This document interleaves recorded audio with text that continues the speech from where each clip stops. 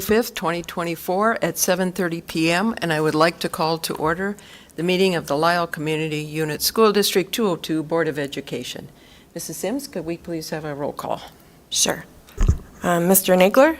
Here. Mr. Lesniak? Here. Mr. Helderly? Here. Ms. Foster? Here. Ms. DiDomenico? Here. Ms. Allman? Here. And Ms. Sims is here. Thank you. Okay, and now I will entertain a motion to adjourn to closed session for the purpose of discussing the appointment, performance, discipline, compensation, or dismissal of employees. May I have a So moved. motion? Second. Could we please have a roll call on that? Yeah. Ms. Foster? Aye. Mr. Nagler? Aye. Mr. Helderly? Aye. Ms. DiDomenico? Aye. Mr. Lesniak? Aye. Ms. Sims is aye, and Ms. Allman? Aye, thank you.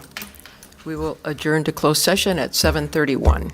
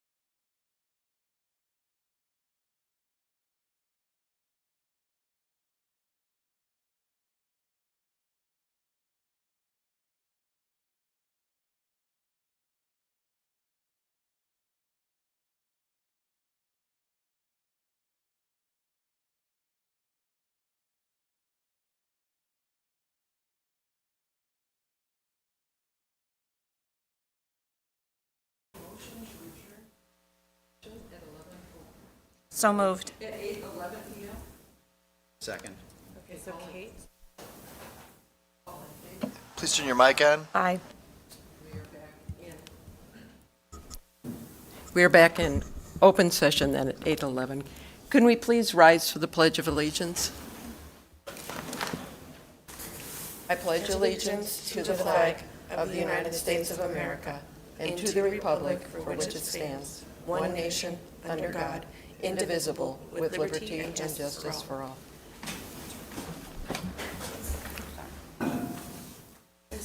The Lisle 202 mission statement is to provide our learning community with the essential education, skills, and experiences for future success. So let's keep those thoughts in mind as we meet this evening. The public comment is our next item on the agenda, item 6. Do we have any public comment that was submitted? Do not. Okay, thank you. Brings us to our action items, which is a consent agenda. I think, did we have? I'd like to pull two items. Okay. Can we please pull 7A, 4B, and 7A, 6? Okay, very good. Okay, we'll pull those two. Why don't we go ahead with our, we'll entertain a motion to approve the consent agenda 7, let's see, 7A1, which is the board meeting minutes, 7A2 payroll pay orders, 7A3 vendor pay orders, 7A4 personnel, 7A4A certified employment, 7A4B, that one is the one that we're pulling, 7A4C classified retirement, 7A4D classified employment, 7A4E extra duty resignation. We are pulling 7A5, 7A6, I'm sorry. 7A5 is the audited fiscal year 2024 financial statements. So with the exception of 7A4B and 7A6, I will entertain a motion to approve the consent agenda as presented. Can we have a motion? So moved. So moved. Okay, thank you. Second. Okay, and could we have a roll call, please? Mr. Nagler? Aye. Ms. Foster? Aye. Ms. DiDomenico? Aye. Mr. Helderly? Aye. Mr. Lesniak? Aye. Ms. Sims is an aye, and Ms. Alman? Aye, thank you. Let's see if I can. So, okay, we'll come back then to 7A4B, which is administrative support compensation. And, let's see, I'm trying to get the motion in here. You want any discussion on that before, or you just want to separate, are you pulling No, these for just separate vote? vote. Okay. Okay. Sorry for the delay, but I got to find the 70. Okay, 74B. All right. I will entertain a motion that the Board of Education approve a salary adjustment of $5,000 for the payroll and benefits specialist for the 2024-2025 contract year. Can I have a motion? So moved. Second. Okay, can we do a separate roll call, please? Yes. Okay. Mr. Helderly? Aye. Mr. Lesniak? Aye. Mr. Nagler? Aye. Ms. Foster? Nay. Ms. DiDomenico? Aye. Ms. Sims is an aye, and Ms. Alman? Aye. Okay. Thank you. Which brings us to item 7A6, the tentative 2024 real estate tax levy. And the motion is, I will entertain a motion that the Board of Education approve the following 2024 tentative real estate tax levy as recommended by the Finance Committee. Educational, $24,810,000. Operations and maintenance, $2,400,000. Transportation, $2,400,000. Working cash, $5,000. Municipal retirement, $400,000. Social Security, $500,000. Tort immunity, $5,000. Special education, $5,700. So moved. Well, I'm sorry, I'm just moving the motion down here. Total capped funds, $36,220,000. Aggregate refunds, $50,000. Bond and interest, $1,499,500. Total, $37,769,500. Now, so moved. Okay. Second. Okay. Okay, and if we could please have a roll call. Sure. Ms. DiDomenico? Aye. Mr. Helderly? Aye. Ms. Foster? Nay. Mr. Lesniak? Aye. Mr. Nagler? Aye. Ms. Simpson is an aye, and Ms. Allman? Aye. Thank you. Okay, this brings us to 7B, which is to authorize the use of e-learning days in lieu of emergency days. And Dr. Filipiak, did you have? Sorry, did you have something? No. I'm sorry. As we mentioned in October, every 3 years, we need to renew our e-learning plan. We haven't used it, but we want it in place in case there's an opportunity where it makes more sense to have a remote day. And so the plan has been in our information. It hasn't changed since you last saw it, but we did send a survey to our parents. Included in the information in your board packet is the summary. I was really excited to see at the elementary, 72% of parents responded, 74% at the junior high, and 58% at the high school. I mean, most surveys you send, you're lucky if you get close to 10%. And so it was wonderful that parents were willing to give their perspective. The preferences were outlined in your board information. It was clear that the 66% of elementary parents wanted a traditional snow day. It was 50-50 at the junior high, but then it shifted 56% of a remote day at the high school. But seeing that 2 of the schools preferred a snow day, and then in total, there was a preference for snow days, it'll be our recommendation that for the school year, we will continue, as we have for the last 3 years, to continue to use snow days. And it's our expectation that we would ask on an annual basis to see if people's opinions have changed. Also, part of tonight is an opportunity for any public comment. We have not received any public comments in writing, but this would be an opportunity tonight if anyone in the audience did want to share public comment on our plan and our preference for the new school year. This would be that opportunity. Okay, we'll open it up for public comment at 8:18. Does anyone have any public comment on that? Hearing no public comment, we will close that public comment at 8:18. Pam, I do have one Okay? item. This year, my suggestion here will not apply this year because the last day of the year does end on a Friday. But I've gotten some feedback from our constituents that when the school year goes like one day beyond the Memorial Day weekend, it's kind of odd to go, have that 3-day weekend, then come back for a Tuesday, and that be the last day of the year. So a consideration for future when we do this, to have a third option that says snow days until the school year would go beyond that Memorial Day weekend. So let's say if it did end on a Wednesday, there'd be 2 snow days, but after that it would be remote days. So sort of a hybrid between the two that would also then sort of do a compromise between our students who, can remote learn more effectively at the high school level versus below. I mean, we have had this discussion. A remote day for elementary is a far different experience than a remote day for a junior or a senior. So trying to find a compromise there, knowing that when they come back after that long weekend for like a single day, it's sort of a lot of people everyone, parents, students, teachers were transitioning to the summer at that point. So just a consideration for a discussion for a year where the last day is not a Friday. Do we feel that would cause more confusion? You either, instead of saying like, it's going to be all snow days or all remote days, but we'll do snow day, not snow day.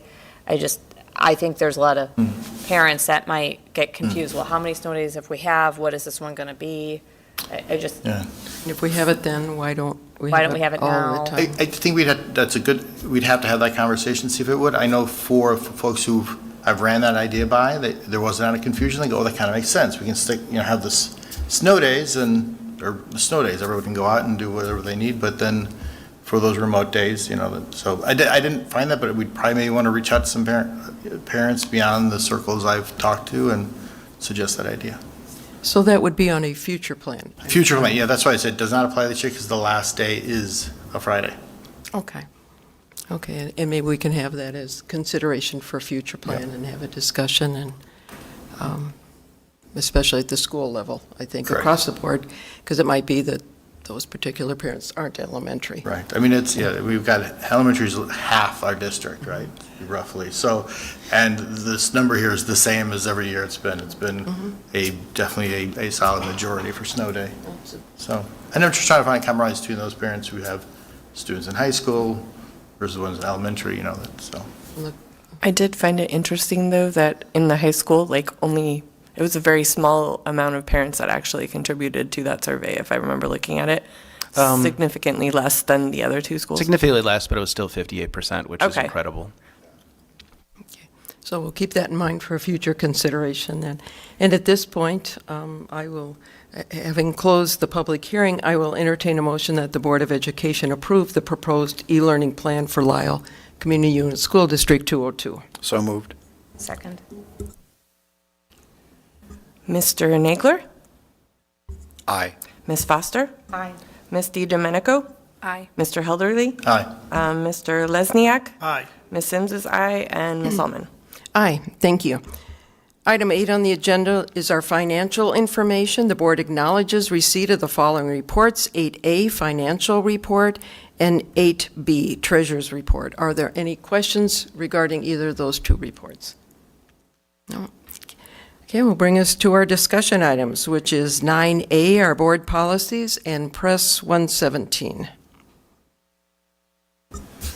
All right. Well, thank you, everybody, for submitting your feedback and questions for discussion and questions to the administration. So if we want to start, we'll start with policy 2:105, ethics and gift band.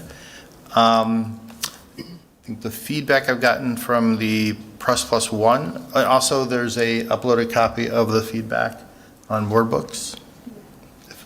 Everybody a second to get there if they're not there. Everyone good? Great.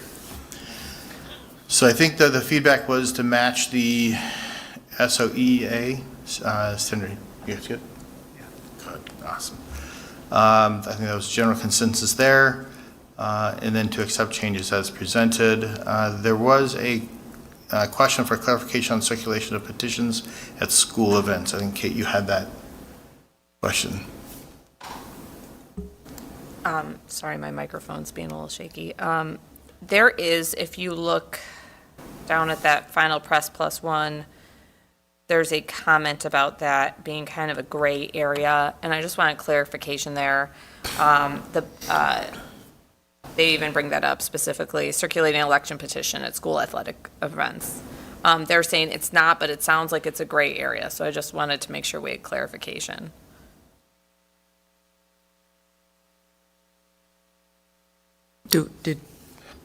Did we?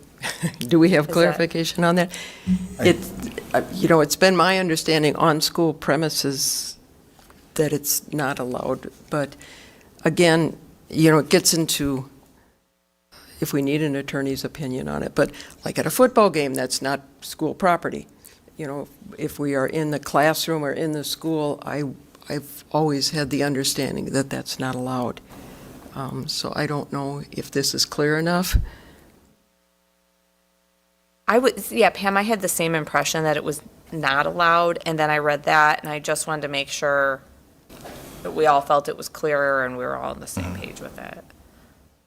So I think here, point number 1 is no employee. It does not mention board member.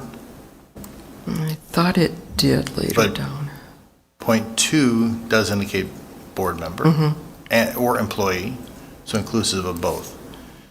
So I'm trying to recall, we've had this discussion before. I'm trying to recall how that discussion went. I But don't know that we've actually had that, but it would, I guess a difference would be like at a basketball game, that's on school property. Would we be circulating any type of petition? That's the example, Kate, that you're thinking of? That was the one that was in here in the link, and it looked a little gray in there, and I just wanted to make sure we had clear line of sight, because I think that's something, if stuff was being circulated that someone could comment on, so I just wanted to make sure we were clear on it. We're talking about the Press Plus One down at the bottom of that, like where they Yeah. comment on it. Yeah, if you click the link, it'll go to that. Even if you don't click the link, like if you just go Yeah, you scroll scroll down? down a couple Okay. pages, yeah. So I was confused about that because the way I read it, it says like circulating an election petition at a school athletic event is not considered misappropriation of district property and therefore does not violate SOEEA. I wasn't sure about how that. If you start at the beginning of that sentence, so it reads, some attorneys advise such as. So some attorneys to me means not all attorneys. Right. So it feels like a gray area. And I just want to make sure that whatever our decision is, we're in, if we say, well, some attorneys, should we be in an area where we're really clear where no attorney can come back to us? Well, just the mere fact they're mentioning some attorneys, there's not really going to be a clear, I guess the question is, are we looking to be with more attorneys than the some? Right, that's hedging, hedging your bet, if you will. In other words, the more clarification, because as I read through this, it is kind of somewhat ambiguous, When I read it, that's why I thought they wanted to include the word misappropriate rather than use, so that it was less gray, but I might be applying a different interpretation. But are you asking, like, are we going to make a determination of practice based on this policy so that we're on the same page, or are we looking for, like, legal clarification? I think probably a clarification of practice within our group, because we could be more strict within what we have for our guidance than what they have. And the some attorneys part, I felt like it left it open, and I just, that, you just need one person to bring something up, and, it's kind of a gray area, so. I think the term misappropriate helps me to interpret that petitioning for signatures at off-site, even though it's an athletic event, is not misappropriation. It's use, but not misappropriation. But I don't know if that's our decision to make, or if we have to consult. Should we narrow down some attorneys to perhaps just asking our own attorney? We could certainly do that. I had another thing to kind of build on what you were saying, Paula. I guess I'm the one that thought maybe use was the correct term, because it's always been my understanding, like, you can't use a photocopy machine from the school building to do anything if there's a referendum or misappropriate is illegal or doing something, that's a far more stricter than use term. That's why I was suggesting just use. But everybody else, I'll go with what the majority is saying, but. So let's go with two scenarios. There's someone circulating their petition at the football game at Benedictine University, not our property.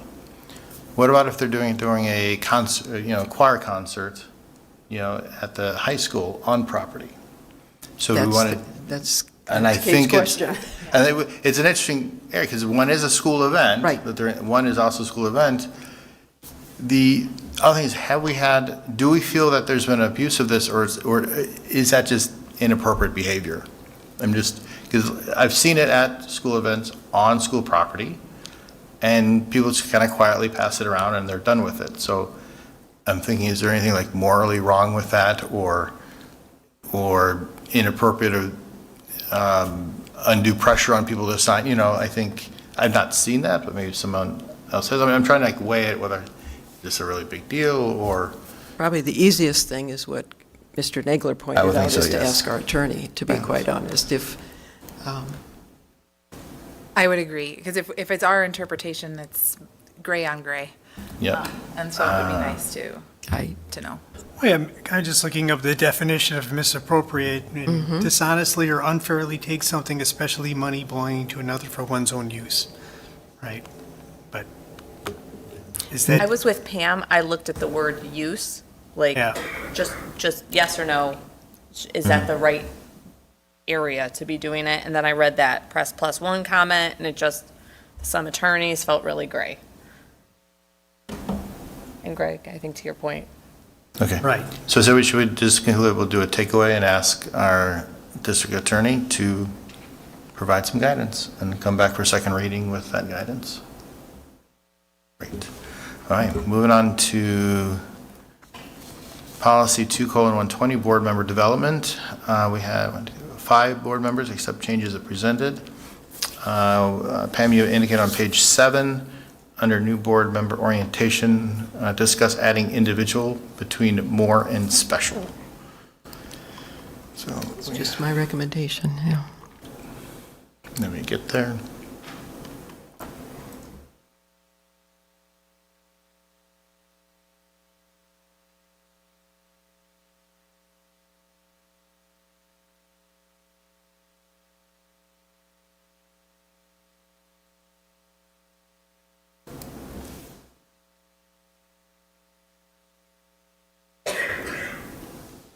So that's number 2 on that page. Everyone okay with?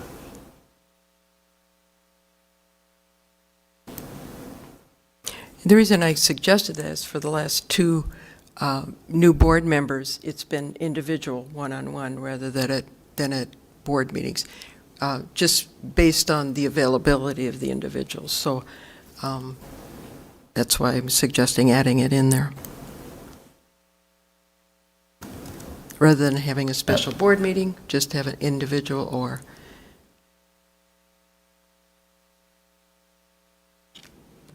It's up to you guys. I'm fine with it. I think that makes a lot of sense, too. Yeah, that's fine. Okay.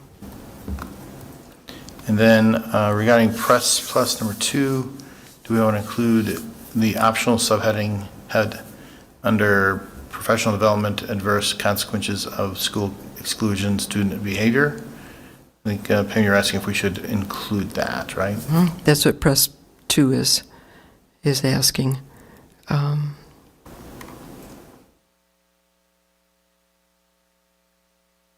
It's, the subhead is optional, so I was just asking what we wanted to do with it. I'm okay with it.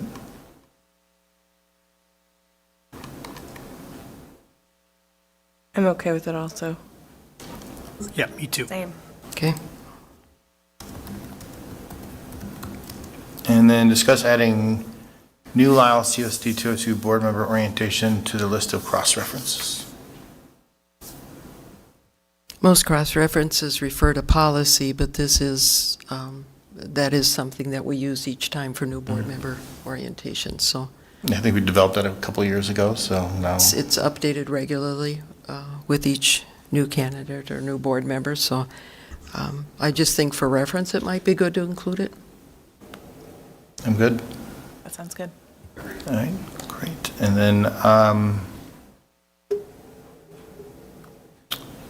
some grammar changes on page 6 under mandatory board member training. They had an extra I in there. And then for the language of Press Plus 1, add relevant to and within the scope of duties of the board members, be included in the 5th line after outcomes.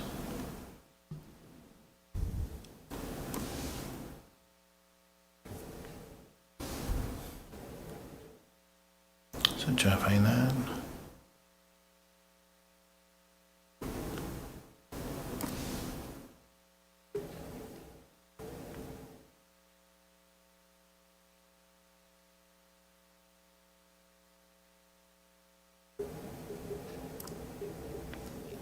So Pam, you want that to read?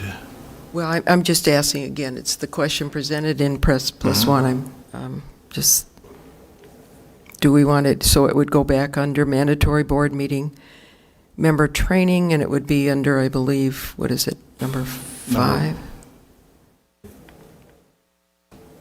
After the parentheses 5, improving student outcomes, to say number 5.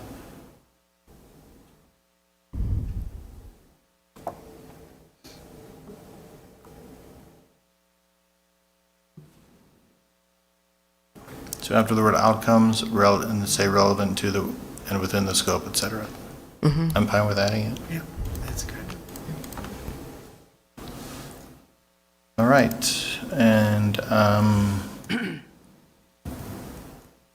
think I've covered everything. Okay, so with that, the decision for adding the suggested language, keep the subheading and the cross-reference. Good, okay. Excellent. All right, moving on to 4:30, revenue and investments. All 6 board members had accept changes presented. We had some questions for administration. Pam had a question on page 10 under the selection of depositories.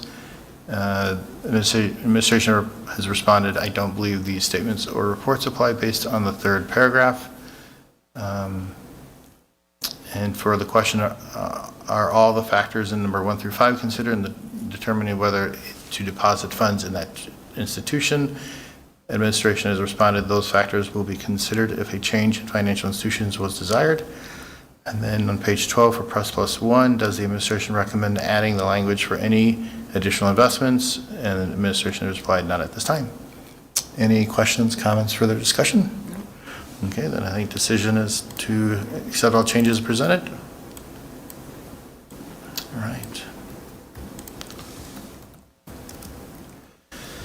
All right. Policy 4:60, purchases and contracts. 5 board members indicate accept changes presented. There was one question, should notification on contracts worth $25,000 be within 30 days or prior to? That's for board discussion. Let me get to that. It's in the 4th paragraph. It says within 30 days after execution. Should we be notified prior to making a purchase of that size? Because if we have a concern about it and it's already been made, we really don't have any, the feedback at this point is, I guess, just for the following purchase, but if we find out prior to the purchase.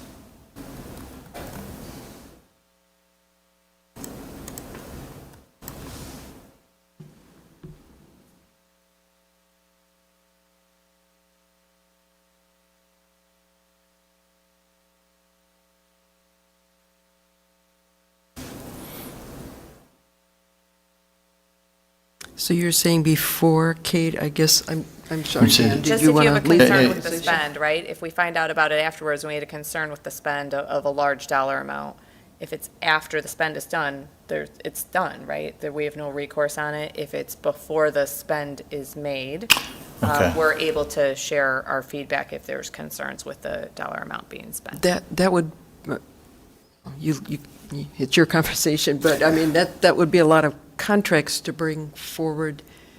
I'm trying to think of, I just, It's for not necessarily. clarification, I think, and I would love to be corrected if I'm misspeaking, but I think the $25,000 amount is because of Illinois law. But we, as a board, approved the budget, and then they spend in accordance with the law up until the budget that's approved. Is that, and but by law, you have a bidding process once you're at a threshold with a particular vendor. Did I get that? Yeah, so the bidding process is now 35,000, so I think potentially maybe that number needs to be updated to 35 if we wanted. That's where it originally came from. I believe this is not standard press language. I think this was added by the board at some point in the past just because they wanted to be made aware of purchases that maybe didn't need to be bid out, but still be aware of them after they took place. So I think that's, I don't know if that's answering your question indirectly or not, but. Making sure I understood Yeah. where the process of that dollar amount came from. Yeah, so the dollar amount came from the old bidding threshold, which used to be $25,000. And so I think the logic was, even if it doesn't have to be bid out, the board still wants to be made aware of the purchase. Got it. But it appears it was not prior to, it was within 30 days. And so, curriculum is not subject to the bidding requirements. We order curriculum, and if it's over $25,000, we let the board know.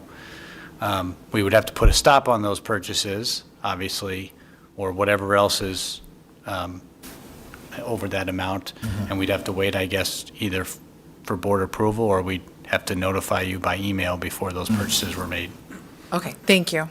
Dave, you are correct on the 35,000, 2 paragraphs down. It's changed to 35, but that number's not changed to 35. So I did not catch that on the first read, so we probably need to have the same number there. yeah, I was going to ask, do we want it to be the same number? It has to be. Yeah. Indeed. Is there other places that number is in there? But Kate, I think that addresses, Dave's explanation addresses, we're not legally required to see those things, but we had asked, can we at least get information on them afterward? And so something like that, that was one of the reasons for it. You know, we'd have to either have special meetings in many situations, or you'd have to hold or perhaps even lose a bid if we waited. And these are already budgeted expenses. These are not. Yeah, I mean, they're within, we obviously wouldn't spend $35,000 and go over budget to spend that $35,000. So it's within the budget that was approved by the board originally. The scope. Okay, then we can leave it within the notification period, but we need to change those two numbers to match. Yes, so we're going to change the 25,000 to 35,000 and accept changes as presented? Yes. Great, okay. Moving on to policy 4:170, safety. We had 4 board members accept changes as presented.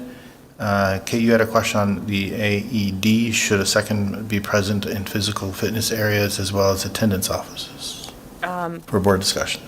Yes, I had a couple questions. So the AED, should a second one be present in physical fitness areas like the gym? Do we only have one in each building?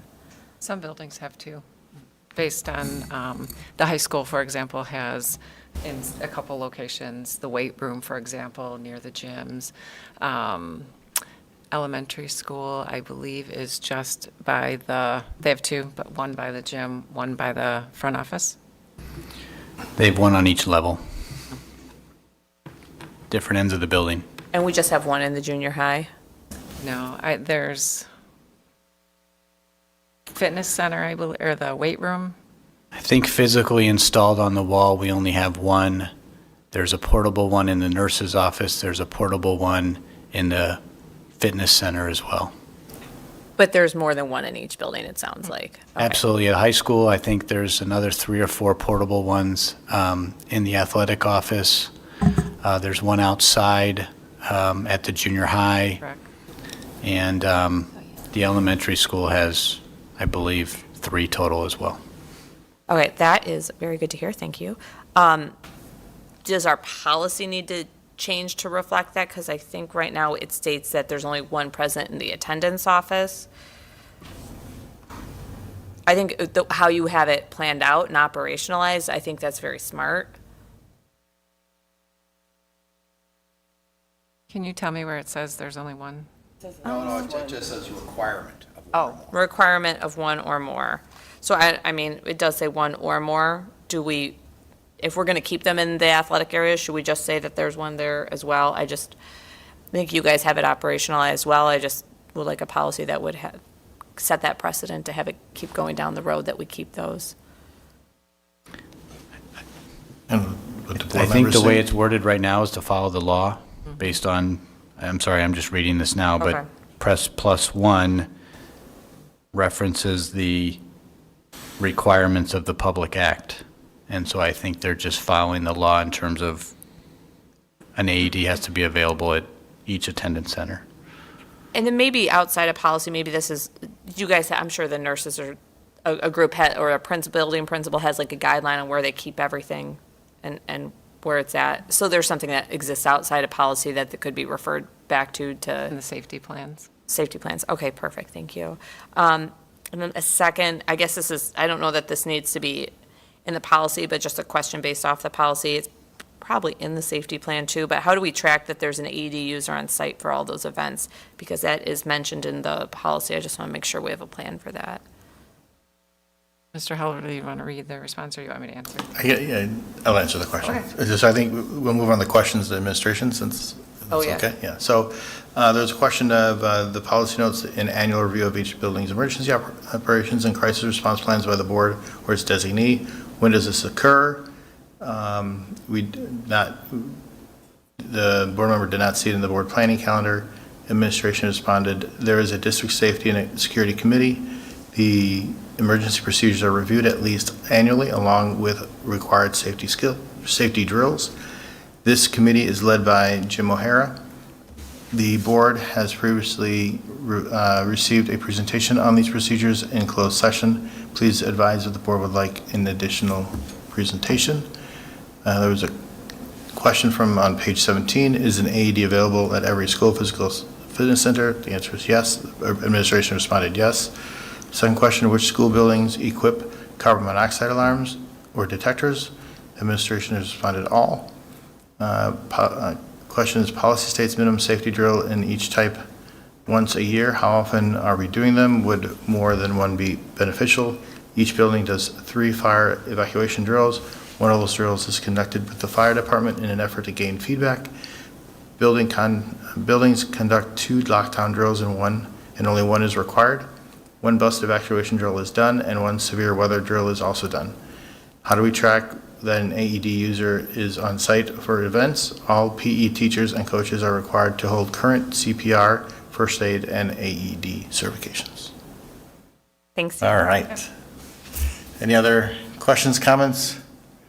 All right, so I think we accept changes as presented. Okay.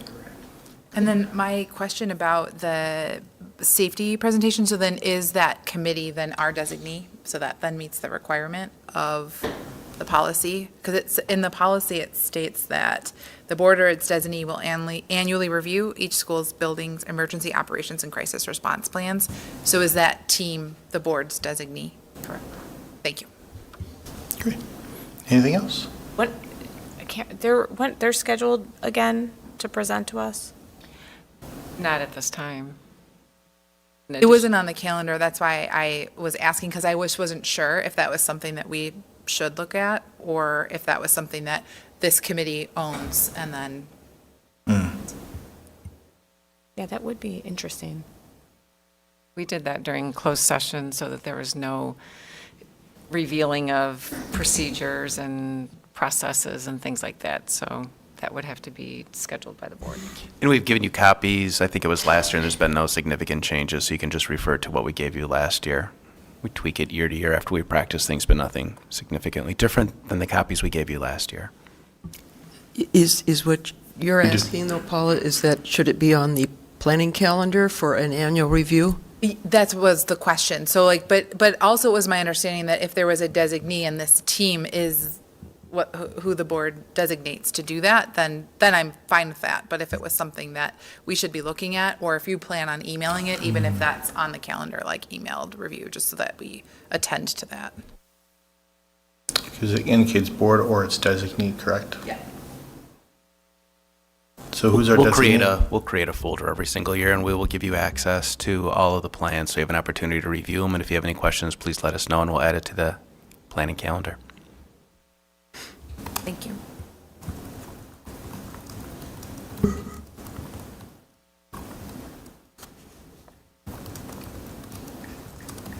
Okay, so accept changes as presented, but the administration will create a folder annually with these details where the board members can review. Okay.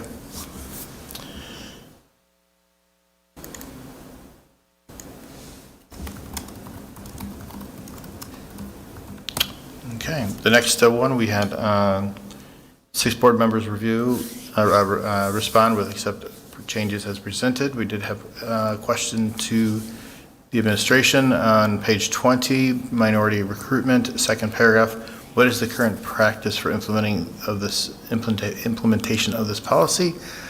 Administration responded, generally speaking, position openings are posted on various online platforms such as DuPage ROE, K-12 JobSpot nationally, and IASBO for some openings. The district has not attended job fairs in several years as the resume review process and all interviews are conducted at the building level.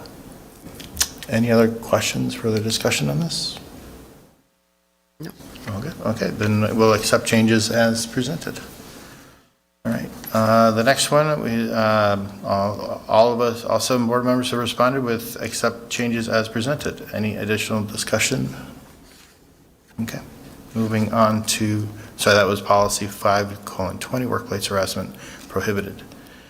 Moving on to policy 5:90, abused and neglected child reporting. We had 6 board members reply accept changes as presented. We had one question, alleged incidents of sexual abuse for real-time recognition. Should the child be brought to a pediatric treatment center for evaluation. And that's for board discussion. That was my question. So calling an advocacy center, it's a good step, but if we find out something happened like in a short period of time, it's a time-sensitive thing to bring someone in for evaluation and treatment. Is it a notification of the family and then bringing that child in to get treated somewhere or get evaluated? We basically follow the steps as in the policy and, call DCFS, call police, parents, obviously, if that's appropriate in that situation, school resource officer, things like that.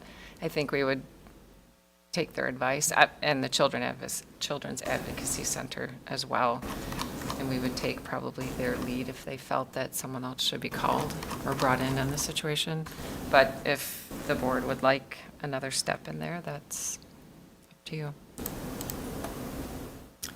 Would that be circumventing DCFS if we? We would be required to call DCFS. Right, that's what I mean. Would DCFS not lay out the steps for us? They're very helpful, usually, and the Advocacy Center. I feel, and law enforcement is, let me just read this, and they're immediately contacted, oh yeah, they're right here. Yes. I mean, law enforcement knows all the legal requirements of reporting. I'm probably just thinking of this in a different framework, so law enforcement would be there. They would probably be able to cover that and give guidance on there's a lot of legal requirements around that, but it's probably beyond, as a school district, our purview, that's a good word, thanks, and I think law enforcement would be able to take over from there. So I'm okay with not changing it, just, Okay. thank you for the discussion. I just want to make sure that we're making sure all the children get the care that they need. That's great. Moving on to questions for administration. I had a question for the explicit materials found on electronic equipment. What is our program to monitor for that? Administration responded, our alert system is Gaggle, which reviews all activity for inappropriate words, images, etc. The question was, should that approach be included in policy under special superintendent responsibilities? What are our procedures for notification? Should those be in there instead of the wording shall develop? Administration responded that district monitors all employees per Faith's law requirements and would work with the district's attorney to develop all required communications. Our admin procedures also provide guidance on notification requirements. Any further discussion, questions, comments? Just on that paragraph where that's brought up in there, do we need that reference to follow-up would be within Faith's law requirements? It has any employee who discovers electronic and information technology, law enforcement, National Center for Missing and Exploited Children, cyber tip line or online report, and then the superintendent or building principal shall be promptly notified. Do we need to say that this is monitored with surveillance? I'm probably using the wrong technology terms, but surveillance technology is used to monitor this in accordance with Faith's law, something along those lines. So the Faith's law piece comes in when people are hired, and all staff, this is a new requirement. There's way more extensive background check that is done, and that's as a result of Faith's law, which is explained in detail under the special superintendent responsibilities. And that's where the reporting comes in. That's where you notify families if it's needed, the State Board of Education. So, that's the piece that is providing the monitoring for us. So I don't know if it needs to be mentioned again, but you can decide that. Do we need to mention the technology we're using to make sure that none of those things are? And are you thinking of the Gaggle or Faith's law? The Gaggle, you said it was? Yeah. Gaggle is our alert system. It monitors all computers and traffic through our internet and student emails and things like that. It's extremely sensitive. I just looked at one I got a little while ago, and it flagged a student response that said, "I don't matter, and I can't deal with this anymore." It gets flagged if someone says, "I want to fight someone else." I mean, it's super sensitive. So that's our student piece. It tracks for images and things like that. The adult piece is a little bit different. That's more on the employment side, or if we have a case where a staff member is charged with grooming, or we suspect that there's grooming or inappropriate behavior, that's where the faith's law piece comes in. So they're two different things. I wouldn't think we would put gaggle on there because that's something that could change. Yeah, I was thinking Yeah. the same thing because just because technology changes so frequently that maybe next year it'll be some other program that we're using. Yeah, we've had the same problem where we list out specific social media, and that clearly Yeah. changes with trends. Should we just refer to a program will be utilized? Right now, it's just any district employee who discovers this on equipment shall immediately report it. Because yes, a district employee is discovering it, but we're also utilizing, I just feel like utilizing the software, and I knew we had something because I know it's been presented at board meetings before. It just feels like we're being incredibly safe with it, saying that, if we're alerted by surveillance, I agree with you guys, not putting the name in it because we'll get a new contract next year or something, and then we'll change the name and it'll be a whole thing, but just saying electronic surveillance software, if alerted. I think, though, is that the software alerts one of our employees, and therefore it'll fall under. It alerts several employees. So, for example, Keith will get it, I will get it, the SRO will get it, the deans, the APs, the principals.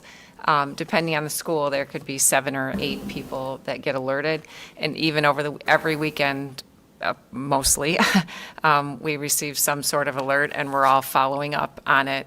Like, the assistant principal will let us know they've seen the alert, they've notified Justin, they've talked to the student, it's part of a project. So even on weekends, every time there's one of these alerts, there is a pool of people that are notified, and there is a follow-up that occurs. So maybe I think the focus here is the reporting part, like not how we're alerted or the district is alerted. The district is monitoring, and it's how they are reporting what has been alerted or made aware of.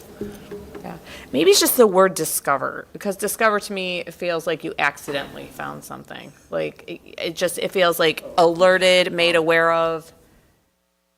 I don't know if maybe it's just my interpretation of the word discovers, like. Identifies. Is made aware of. Yeah, is made aware of or identifies. Identifies a good. Yeah. And maybe that's just my interpretation. It just didn't sound like it had the rigor that it needed for such a sensitive subject.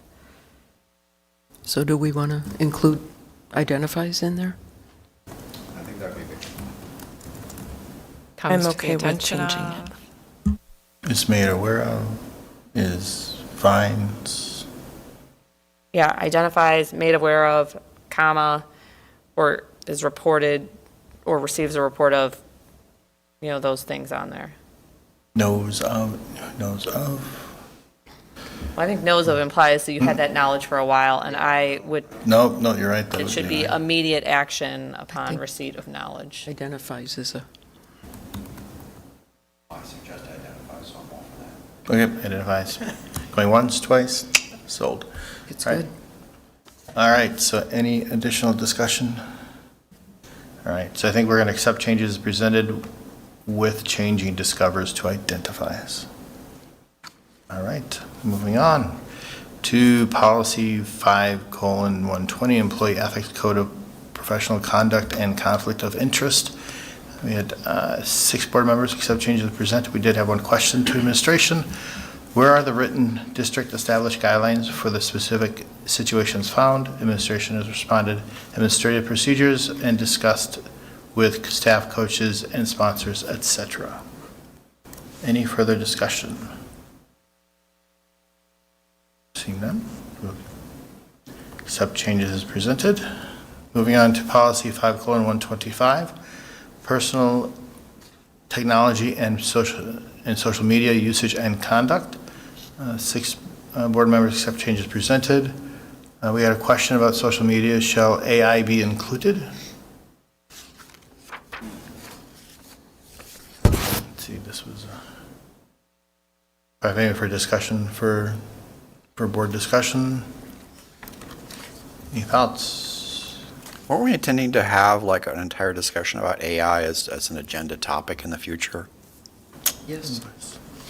So it seems like we might have to have that discussion before we change policy. Along with, what was it? Personal technology, along with, cell phone usage. I mean, I would be, go ahead, Steve. I'm just saying that makes sense to wrap that all up in one package because they're all interconnected. So when we would have that discussion, we'd go and retro that into this, the thought process at that time? I would think so, because it's not really slated for today's agenda. And we do have, but is not limited to, so Yeah. I think be inclusive. And administration might suggest other changes to this. Indeed. I guess I'm saying we're not prepared to have the entire discussion because there hasn't been a presentation made. We haven't, gathered information, that kind of thing. And we might want to rethink, this here does list specific products.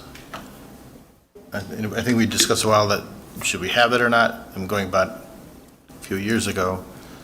I'm wondering if can we just at this point limit to, say, social media and artificial intelligence? When we get to that discussion, revise this a little bit more so that every year we don't need to keep adding TikTok and it's. I agree. We shouldn't put specific names in there. I mean, X or Twitter is going to change its name every year anyway. Then we're going down the gaggle hole. Yeah. So actually, for now, what would it be too much to say? Remove the Facebook through YouTube and say service, social media, and artificial intelligence services. I would agree. That would be a good way to make that more concise. Do we know any other flavors of software?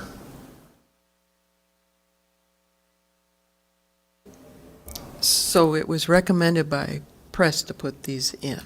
Let's look at perhaps the reason under why they put it in there. Would we also consider like meeting websites, Zoom and whatnot? I'm trying to remember what that category is called.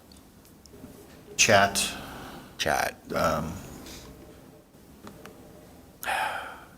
I'm blanking. Chat GTP, all right, is that what you're thinking? What? Chat GTP? Well, no, just any kind of meeting software that you might use, like Zoom or Meeting software. Teams, Google Meet, so on and so forth. But I forget what that category is called because it's not. Like digital meeting software or something? Yeah, something like that. Well, I'm not sure they use that- Google Meets for class projects and things like that? Well, yeah, but this is just indicating sort of outside. Oh. Yeah. I'm not sure AI is considered social media. It's based on a large language model and provides support. And it actually, going back to that, specifically the paragraph is specifically social media. I'm not sure AI would be considered I social media, would, but I would agree. I just thought it should be discussed. I don't see it as a media. It's more of a technology. Algorithm. Pam, are you suggesting that it be a consideration under usage and conduct that teachers, employees' use of AI? I just wondered if this was a spot where AI should be included. And I think, to Mr. Nagler's point, maybe this, as that's introduced to us, this is the policy where we would update it at that point. Yeah, I don't because recommend doing anything with it now. Got it. I would still recommend eliminating the proper names of social media platforms. We could strike that whole sentence because the paragraph starts with social media dash and then an explanation, so. And it was updated for continuous if you look at Press Plus One comments, I don't know what that means, but updated for continuous improvement, issue 117, I'm not sure.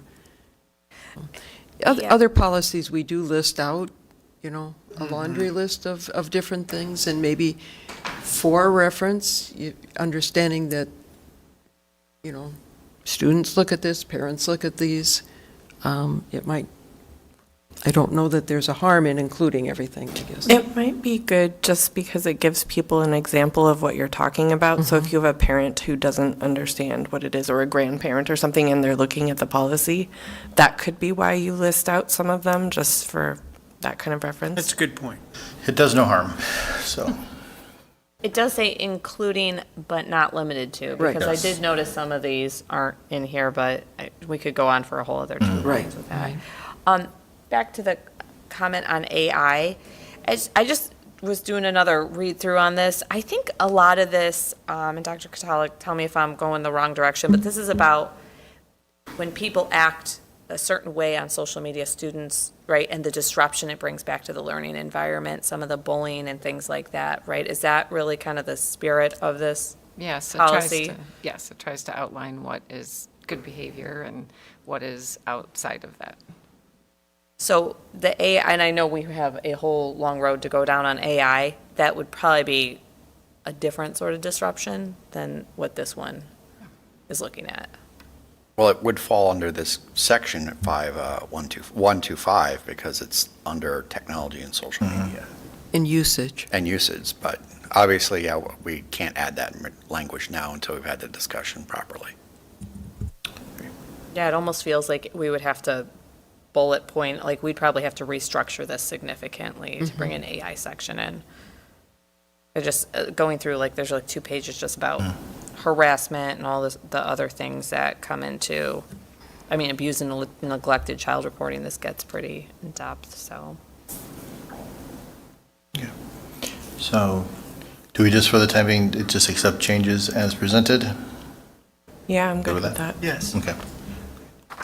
Moving on to policy 5:230, maintaining student discipline. We had 7 responses, all accept changes as presented. Any further discussion? All right.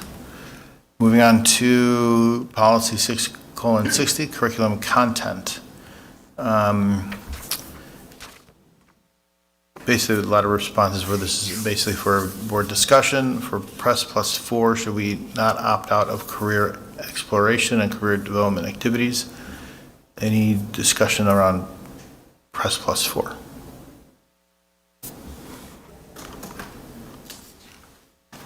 Under the questions for administration, there's a bunch of questions for Oh, Press on Plus that 4. one. Okay. Maybe if you want to kind of, if everyone wants to read it individually, Yes, even, it's quite a bit. I'll go ahead and read it.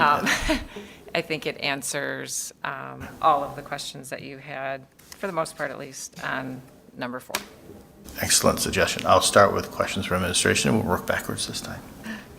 All right, there's a question, Press Plus 4, what partnerships for career exploration and pathways currently exist? If there aren't established career exploration partnerships, could this be added to the community engagement goals for Vision TOE 2?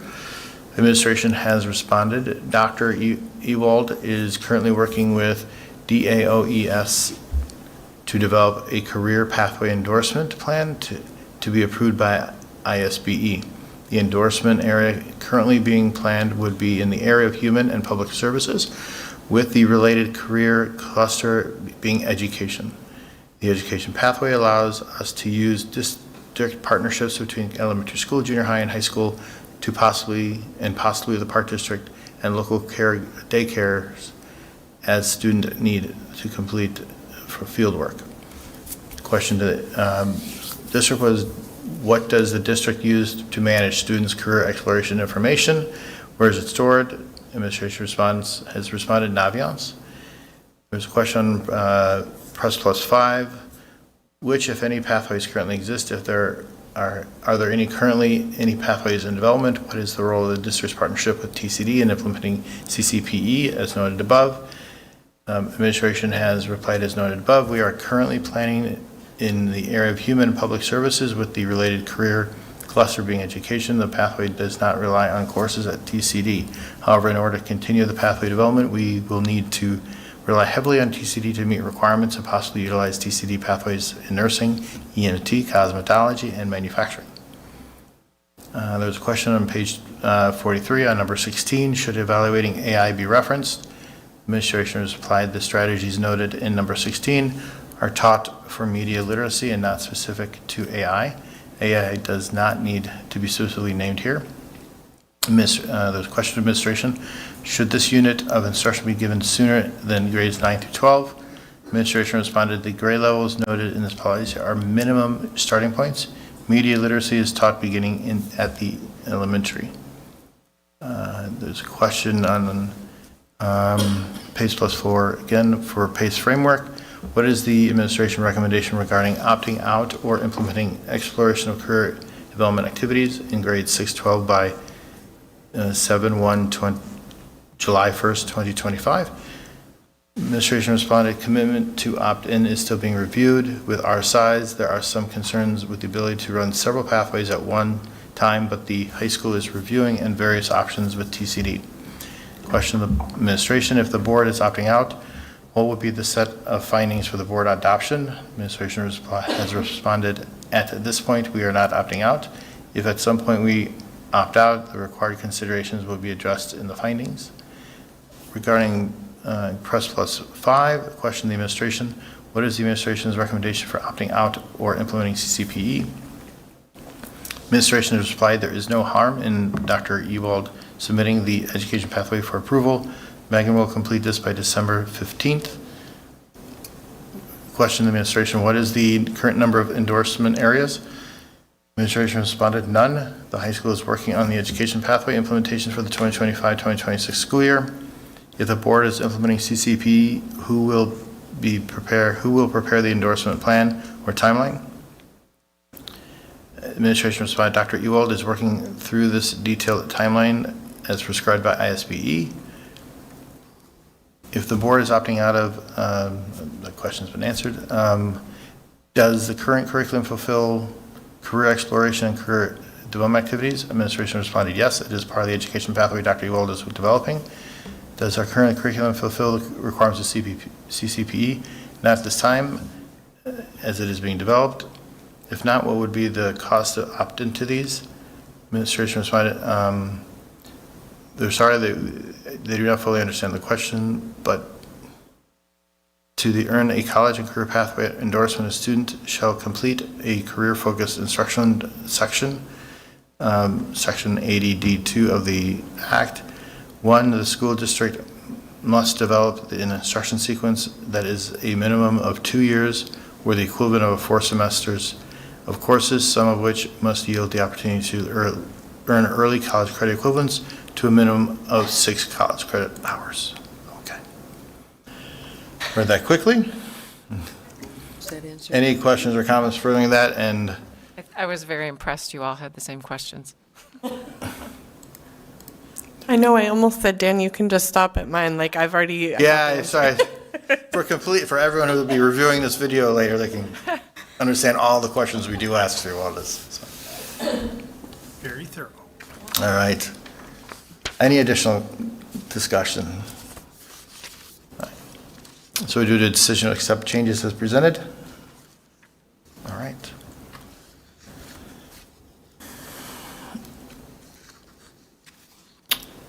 We're moving on to policy 6:135, accelerated placement program.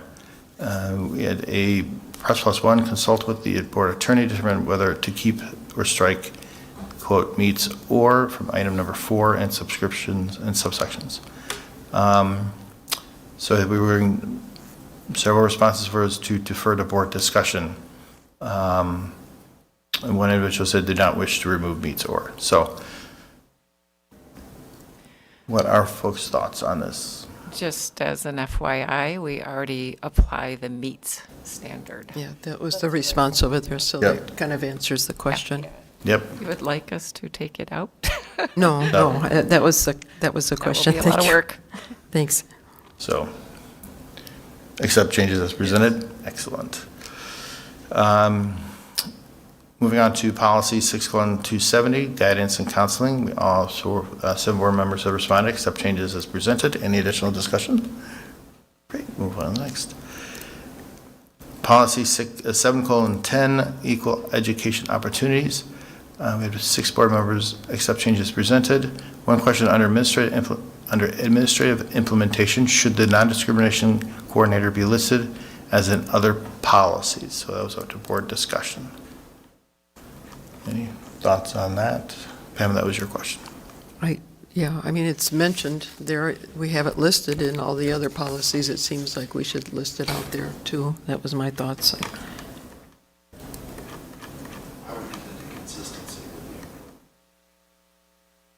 And for that? Yeah, I'm fine with that. I'm good with that. I'm fine with it as well. When I read it and it cross-referenced the grievance, I thought that covered it, but is it better to have it in there? I'm just thinking that way it's right there if they, Okay, yeah. I If mean, we that- think that's better, I'm fine with it too. Okay, so accept changes presented with suggested addition of the coordinator. All good? Excellent. Moving right along. Moving on to policy 7:100, health, eye, and dental examination immunizations and exclusion of students. All 7 board members who responded, so accept changes presented. Any additional discussion? Okay, great. Moving on to policy 7:160, student appearance. We had 7 board members respond with accept changes presented, but we did have a question to administration. Are any updates to the student handbooks needed to align this with this policy? Administration responded, handbooks are updated as laws change, similar to press policy updates. Any further discussion? Accept changes as presented. Okay. The next one, policy 7:180, prevention of and response to bullying, intimidation, and harassment. 6 board members responded, accept changes presented. There was one question on page 60, number 11. What process does the board want to use to monitor, review, and reevaluate this policy? So open the floor to discussion. How often does this policy typically come up on Press Plus? Is it like, It seems like it's been coming up often. Yeah, And it's a lot because I believe due to Title IX changes.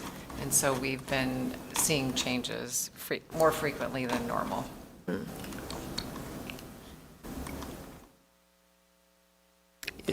what is the review? Do you remember? Is this every 2 years or is this an every year 7180? I Oh, I think. don't have that folder with me. You bring up a good point. Whatever the required review period is, we have that on the board planning Yeah, calendar. it is on the planning calendar, So we are reviewing so- it according to what is required. Okay. And we last, bless you, we last looked at it in May and approved it. So it's been reviewed quite frequently. Yeah, it is frequent, so I think that's sufficient myself. Okay. So we accept all changes presented? Great. Moving on to policy 7:200, suspension procedures. 7 responses, 7 board members responded, accept changes presented. Any further discussion? Okay, accept changes as presented. Moving on to policy 8:10, connection with the community.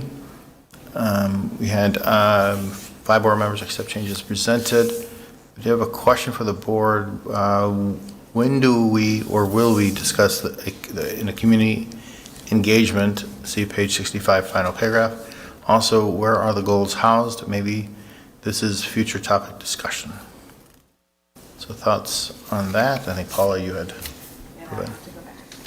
Yeah, go, just catch up. Paul, I might be able to answer that.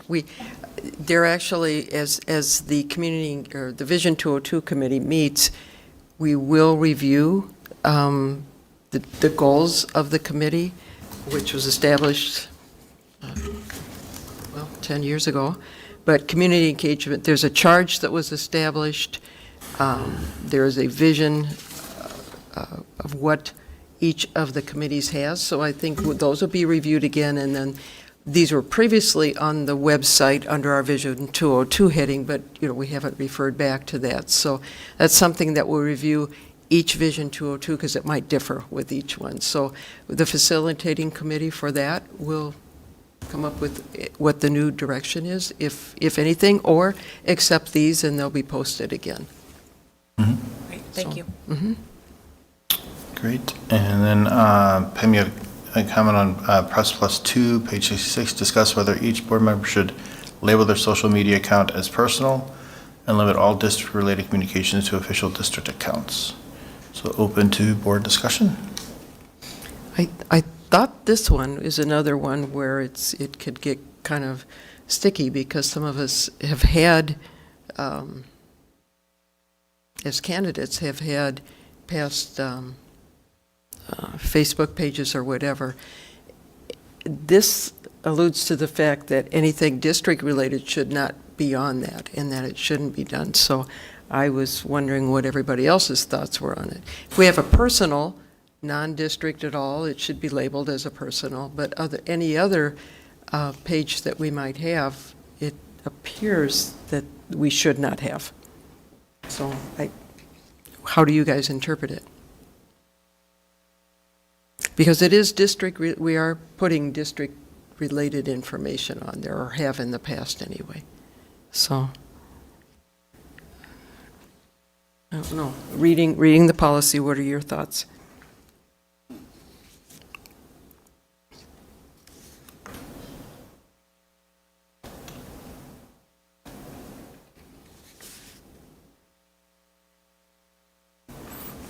So does this include if I would, on my Facebook page, I use during elections, say, here's our enrollment information, here's what we're doing, here are the programs, it's district related, but is it in the context of this? I guess if we went with the strictest interpretation, I would say it's district related and we shouldn't have it on there. That's my interpretation, but that's why I'm asking what everybody else's thoughts are on it, or is it another one we need an opinion on? I would interpret it, if it's publicly available information that we present in a board meeting, right now, open session and the public enrollment information. I think we had a great presentation on that recently.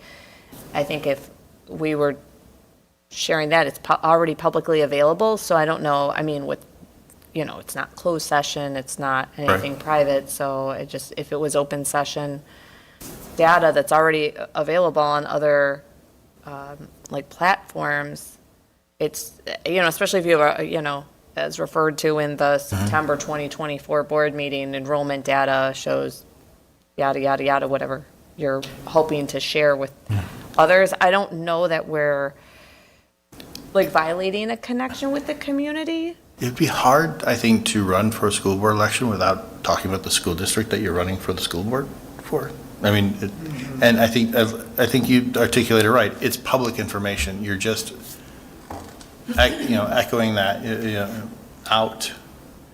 I think, though, there's a difference in if you're a candidate not on the board versus on the board and then also going to be a candidate, because then it matters what you share. I believe, per my most recent III conference session on Saturday. So that was I think maybe getting some official guidance would be helpful, because sharing facts is one thing, but then are you sharing facts as a board member? Are you sharing facts as a private citizen? And what is the difference between those two things? And I do not have the answer to that. And then what is, after we get a legal clarification, then what is a collective, maybe we need a norm. Do we have a norm? I should know that if we have a norm around social media, but maybe that would be a step 2 after the legal clarification. Yeah, we don't have, we just have regarding posting anything, but, not as that specific, that sharing information. And would there be a difference of, sharing information or referring back to the district website or back to the presentation from whatever, if we're talking about enrollment, for instance? Yeah, and that's, I feel like, a very benign example. Right. But, but I think there's a lot of other things when people ask. I remember AP classes came up as a question that was asked. And we have had some wonderful presentations on it, so I think saying we've been able to offer, you know, if you have a reference to that in the presentation that was done in open session, I think that it'd be hard to say that it was not appropriately shared. I guess maybe it's good if you reference to it, but if you happen to slightly misquote it instead of referencing it, maybe that's what they're talking about. Like if you like retype what you heard in a board meeting versus like sharing a link to the presentation or something where you could misconstrue something. I don't know. I think it's being cautious of offering up opinion. Yeah. Say, this happened at the school board meeting, here you go. Yeah. That's it. As opposed to, I think blah, blah, blah, blah, blah, about blah, blah, blah. Yeah, I think you bring up a good point there. You know, when you, following being elected, engaging in like debates on social media. And then if there is like an ask as part of our community engagement that comes from the Vision 202 to have social media representation from the board, then I think that we would need to really clearly define that. Yeah, and I, you know, we already have a policy on that it is just the district page, or, you know, I mean, it could be a spokesperson, but a spokesperson wouldn't be speaking on Facebook, I can say that. And we have a board norm that says you don't. Well, this isn't a Press Plus comment section. Are we actually trying to consider adding this to policy somewhere? Because I think this is just giving us information about the Supreme Court case and its implications.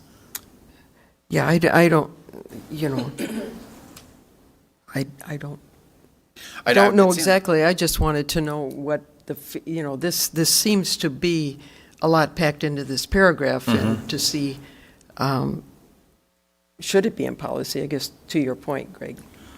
I don't know. It seems like, you know, being this coming from a Supreme Court case, this is from a very high level of government, and we are basically the lowest level of government. I'm not certain that that this ruling has much to do with us way down here on the political food chain.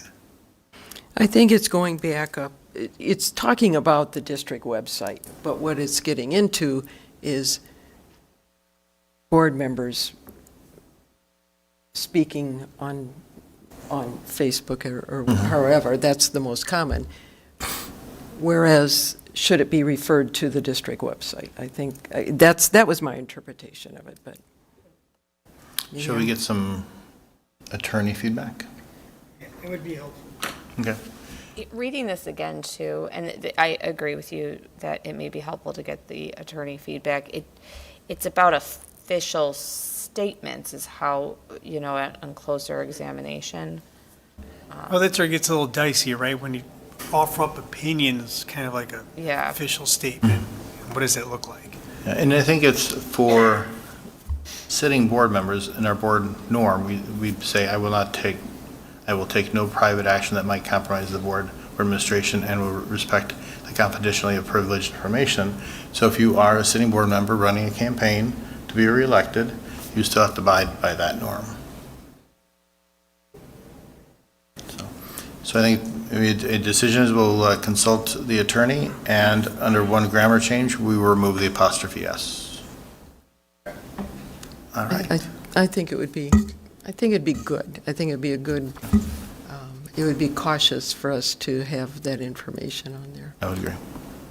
Okay. With that, I believe we've gotten to the end of the policies. Thank you, everybody, for all your responses. Thank you, Dr. Katalik, for consolidating all the administration responses. Okay, thank you. Moving on to 9B, Freedom of Information requests. Any questions on those responses? 9C is public comment follow-up. There were none this past month rather. 9D, Superintendent's Report.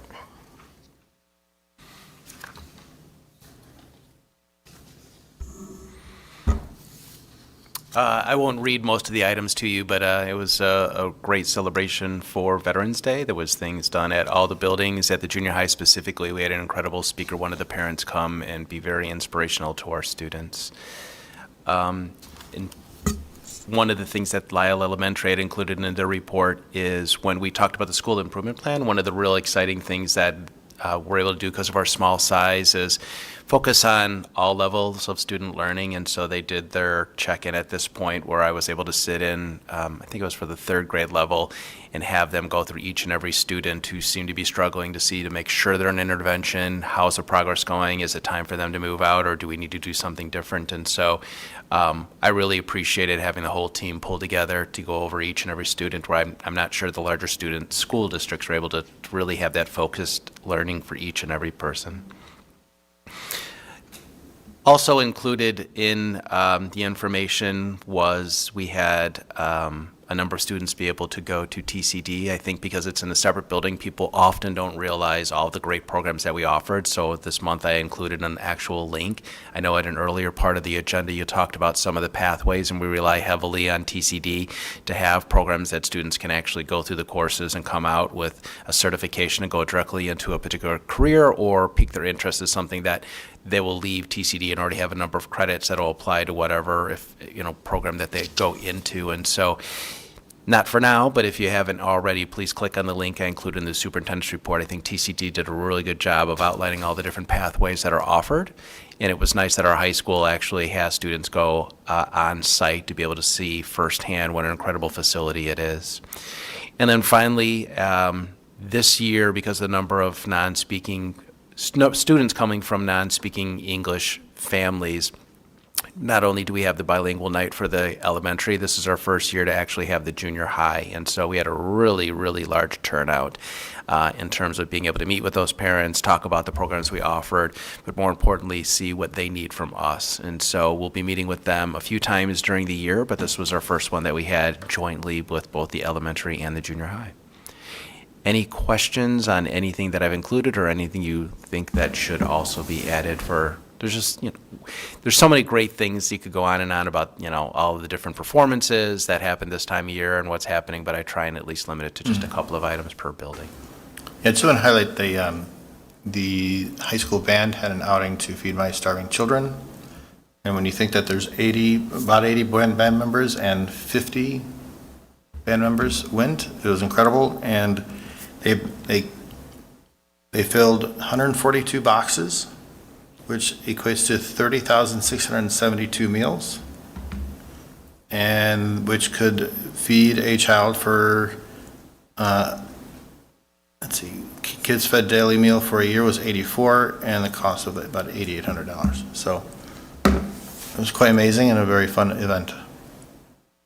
I was trying to pull up to see if it was on there, but I don't think it was about the National Honor Society induction. I'm not sure if that was mentioned in the report or not. But just to say what a nice ceremony that is. And this class that was inducted, you would call, or the new members, this is the largest group. There were 40. That's the largest group we've ever had.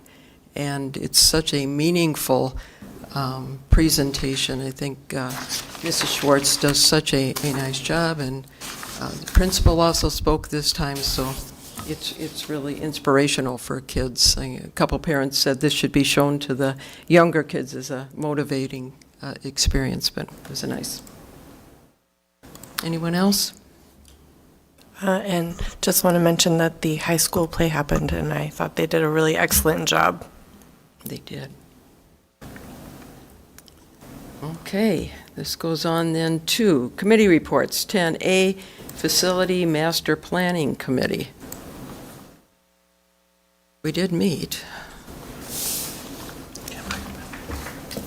Well, there was a meeting this past week, and I guess I'll summarize, and all of those that attended, you can kind of add into that. We looked at income statements for those facilities, especially the old Sheezer facility, so income statements that we're deriving from there. Facilities master plan from the October 28th Finance Committee meeting, and a map and tour. We took a tour of Sheezer all the way down into the boiler room. So we got to see everything, every nook and cranny. And the committee members and administration brainstormed, and we came to a consensus rather. And you can chime in there, but not selling the Sheezer property was something that we all agreed. We do not want to sell. Continuing agreements with Chesterton and Sasset until it is not financially feasible to maintain the buildings, until there would be any excessive costs that would prevent from them continuing. Both of those entities are looking for other spaces to build, so we would continue the arrangements that we have. Designating revenue from Chesterton and Sasset to eventually demolish the building and to avoid boarding up the building. We didn't feel that that would be good for the community, and we want to avoid that at all costs, as we say. And then continue to work with the Lisle Park District to accommodate our mutual needs and services. So is anything else, anyone else to add to that? Keith? Okay. All right. It was a good meeting, though. It was a good brainstorming session. Finance, 10B. Finance did meet this evening. We did meet this earlier this evening in this very room. The minutes we uploaded to board books before the holiday. Great. Okay, policy. Yes, we went through several policies tonight, which are listed in board books. Okay. In Vision 202, we're working on a facilitating committee. And once we get that in order, we'll pull that committee together to reconvene. Thank you for sharing all the names at this point. I think I've narrowed it down to about 8 individuals I think would be great. I plan to send an email to them and have more of a conversation than try and put everything in an email. I'm just waiting until after the Thanksgiving holidays to coordinate those. So I'm hoping to have everybody in place in the next couple of weeks and start to schedule our first facilitating team meeting to talk about types of questions, the best format to use. And so I think it's going to be a really great conversation for this 2025, the first half of the calendar year. It's just so critical to get the right people in the room to be able to figure out what we want to ask and how we want to ask it. So again, thank you for the suggestions.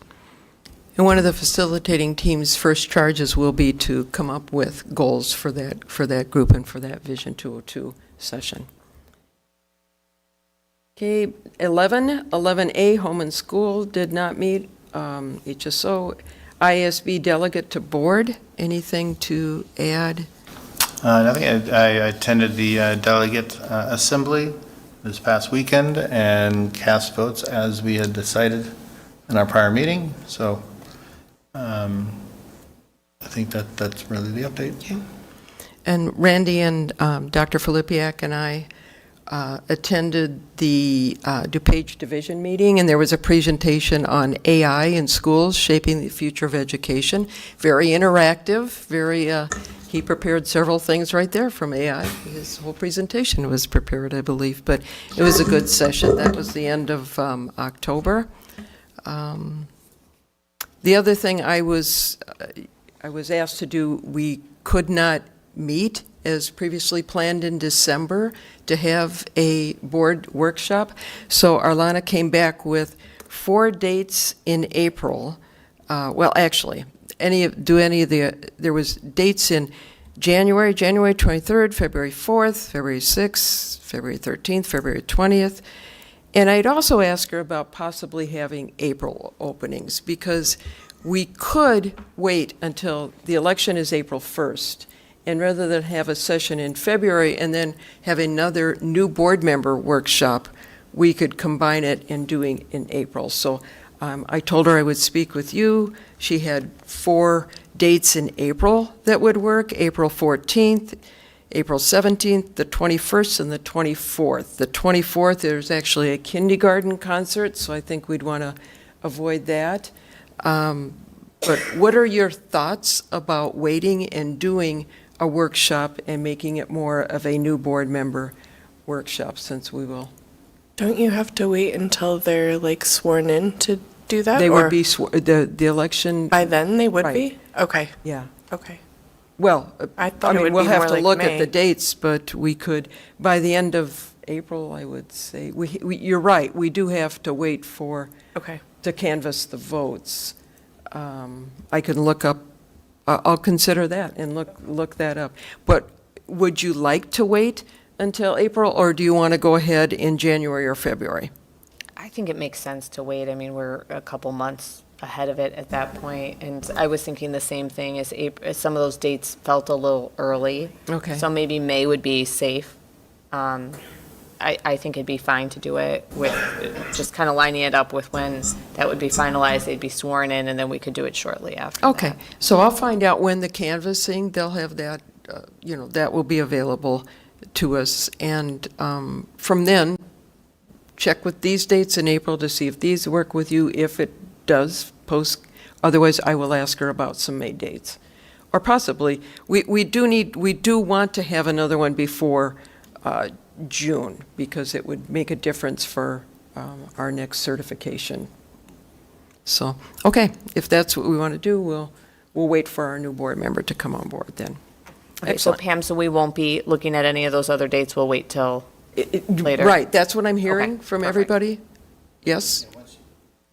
Once you know it's not the possible dates, including May, and then we can all respond with our Okay, so- availability. Then that's what I heard, right. So not January or February, Kate. Okay. All right, thank you. Let's see. Intergovernmental did not, just back with ISB, there were several of us that attended the III conference down in Chicago this week, and Dan went to the delegate, and then also Paul and Randy and Greg and Dr. Filipiak and I also attended. So it's always informational, always a good source. It's also very good networking. We meet new people. Legislative, LEND did not meet. Intergovernmental did not meet. 11C, LEND did not meet. Lisle Education Foundation did not meet. SACID did not meet. Any agenda topics for future board meetings? Just that same one about discussing AI and cell phone policy. Okay. That's Yeah, we should get it on the calendar at some point. It may not, doesn't necessarily need to be December, but probably by the end of the school year. Okay. We'll see if maybe. Just in general, we'll probably do something in spring. I mean, we're just dipping our toe into AI along with most of the school districts in Illinois. So we'll give an update in the spring. And in terms of the cell phone policy, we're not changing it. We're just making sure we implement it. So if you want to see what our policy is, take a look at the individual handbooks. It's pretty much put them away unless there's a reason that you would have them out. But we were not consistent in how we were handling it from classroom to classroom. And so we're doing a better job making sure that there's consistency. Maybe we can still, I think the board had wanted a presentation on what is being done and how it's, I mean, would that be helpful? Or do you want to just look it up in the handbook?